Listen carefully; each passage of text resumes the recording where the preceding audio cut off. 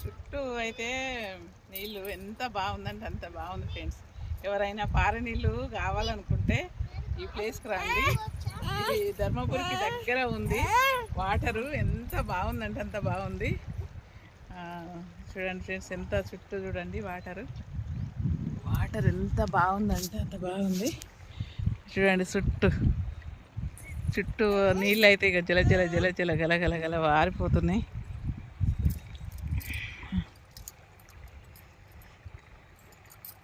ఇంత ఏంటంటే ఇంకా నీళ్ళు ఫుల్ వారినప్పుడు అయితే ఎంత అందంగా ఉంటుందో.